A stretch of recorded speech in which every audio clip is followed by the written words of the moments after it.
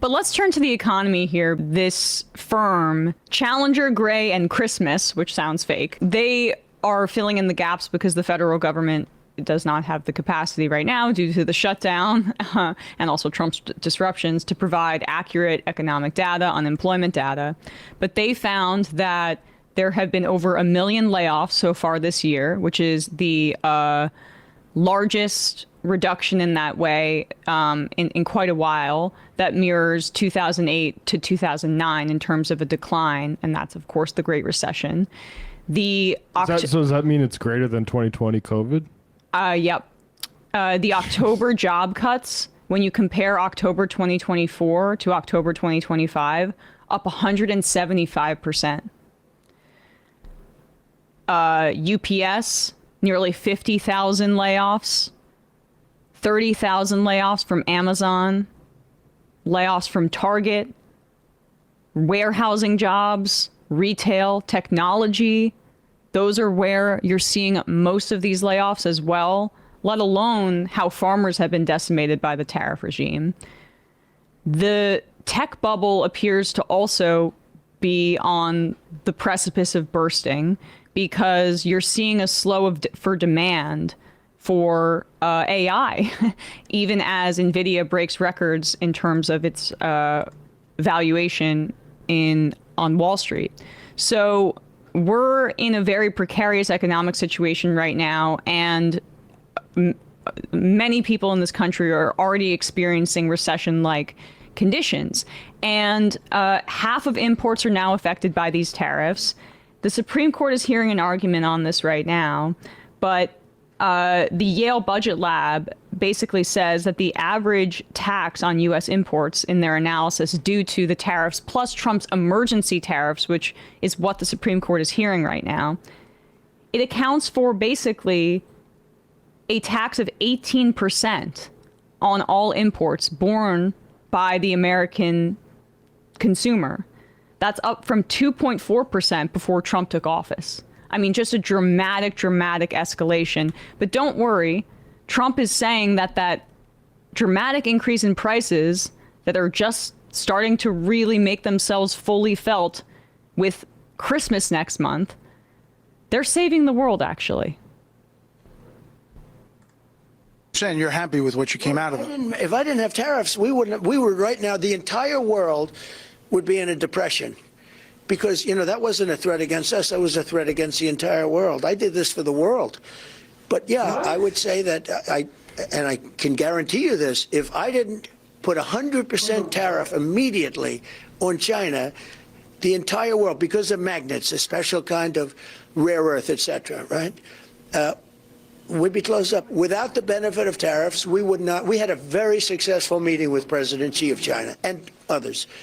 And without tariffs, that would not have taken. Yeah, without tariffs, the meeting that you had with Xi, where you decided to have a truce on the trade war, wouldn't have taken place. Yes, there wouldn't have had to be that meeting to conclude the insane war that you started with China, where they made you bend the knee. He loves to save face in public. I wonder if he's so deluded and elderly and deranged that he thinks that he actually won this negotiation, but China basically spanked him on the international stage and showed him that they have the domestic capacity to not need the United States, and the U.S. with all of its imports and consumption, they need China way more than than China needs us. We're touting the rare earth things as the victory. Trump knows he lost. Magnets? Are we back to this? Does he want to expand on his theory about how magnets stop working when they get wet? Because I still remember that thing. Here is the reality about what the tariffs are doing. This is the Attorney General of Oregon on MSNBC explaining, and this is accurate in when he's talking about what Trump's lawyers are saying to the Supreme Court. They have to admit this because this is legally binding. It can't just be Trump saying that the other countries are going to pay for it on the campaign trail. In front of the Supreme Court, they had to admit exactly what these tariffs are going to cost the American people.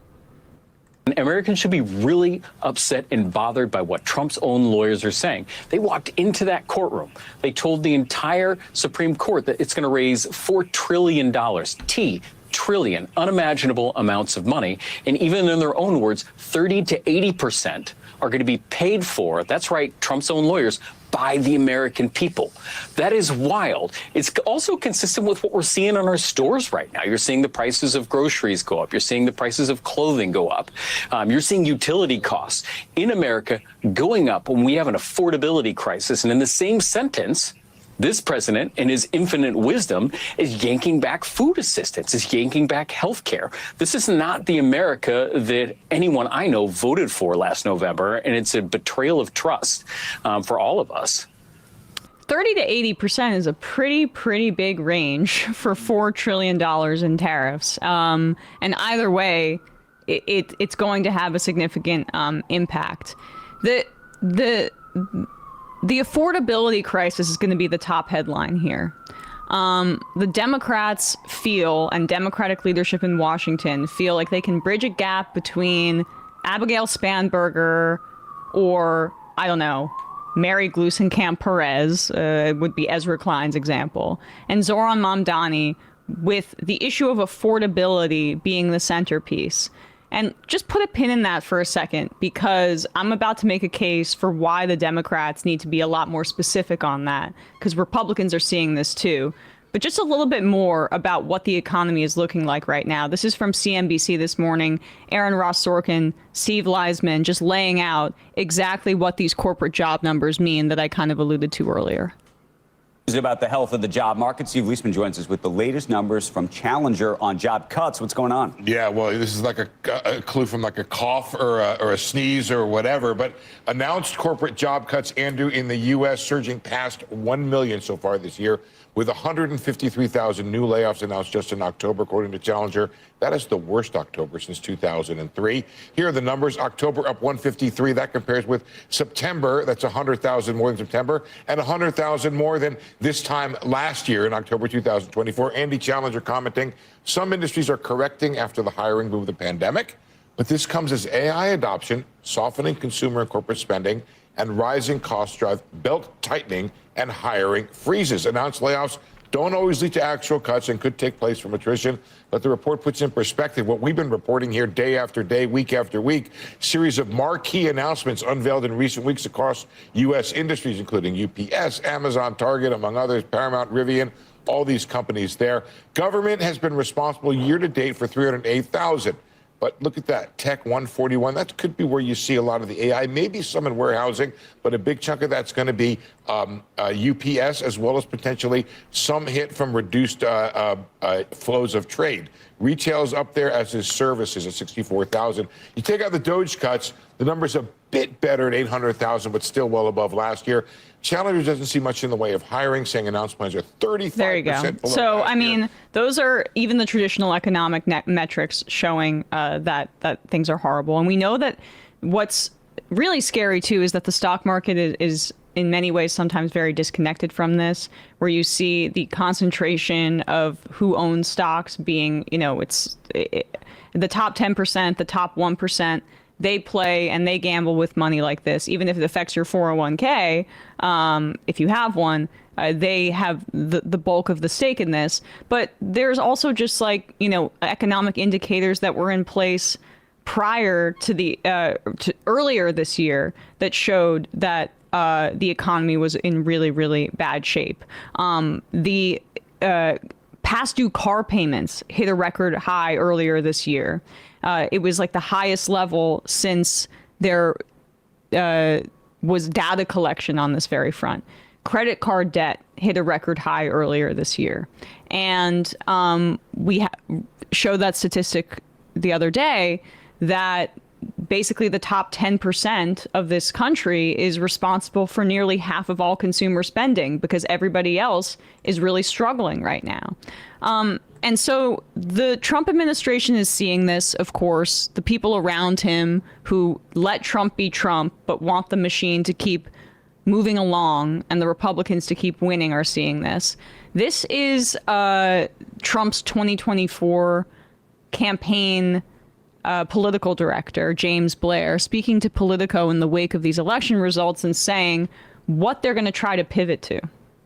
75% of Mickey Sherrill's ads were positive, overwhelmingly talking about cost of living and heavily talking about lowering power costs. Jack didn't really talk about that. He talked about taxes and he won the tax vote, but he didn't address those key issues of affordability very effectively. He was mostly talking generically about Change New Jersey. And I'm not denigrating Jack, but it was not in line necessarily with what voters were saying. Two, in Virginia, over half of Winsome Sears ads talked about transgender, and it's not even the top 5 issues, according to voters. Why did Zohran Mamdani do so well last night? He relentlessly focused on affordability. People can talk about communists, they can say all these things, but the fact is, he was talking about the cost of living. Folks that I'm talking to privately who are supporters of President Trump think that he needs to be talking about cost of living a whole lot more. I think you'll see the president talk a lot about cost of living as we turn the year and into the new year. The president is very keyed into what's going on, and he recognizes, like anybody, that it takes time to do an economic turnaround, but all the fundamentals are there, and I think you'll see him be very, very focused on prices and cost of living. All right, so that's really important in my view, that clip. Does Trump have the discipline to do that? I don't know, right? I mean, he's so steeped in the right-wing culture war, so steeped in basically a white nationalist worldview, the conspiracism and his lack of connection to reality makes it so that I don't know if he has the message discipline at this point, especially when he's in power as opposed to being out of power, where he's much more comfortable making critiques, to make the argument there. But we should not dismiss that argument can be adopted by the Republicans. And this is why the buzzword of affordability, to return to what I was saying earlier, is insufficient. It's insufficient. It does not say what the action items are for the Democratic Party to address something like affordability. It does not talk about taxing the rich in order to provide for social programs. It does not talk about using the government to aggressively build up the capacity for more housing, and not just through deregulatory measures or unleashing the private sector abundance style, having the state have a real hand in this. That is not what the messaging on affordability has come to with the Democrats. They need to center it around something more specific, because the right is very, very good, and we've seen this time and time again, with co-opting Democratic messaging and basically adopting it for their own ends and making the playing field a lot more neutral in that area. So the Democrats have to get specific, and they're going to have to get specific in a way that might upset donors. The Democratic Party trying to build this big tent, again, from Spanberger to Zoran, and having affordability be at the centerpiece, it's a step in the right direction, but it's not going to win them the day and win them the argument in the long run, because the Republicans will catch up to this. And it was less than a year ago that the Republicans were, by default, kind of winning this message. It's there to be had if the Democrats choose to get more specific, but they have to do it in a way where Republicans cannot co-opt that message. Republicans cannot say that they want to tax the rich to fund social programs, that they want to diminish the power of billionaires. They will not say it. If they do, it's aesthetic. So that can be a unifying message for the Democrats if they choose to take it.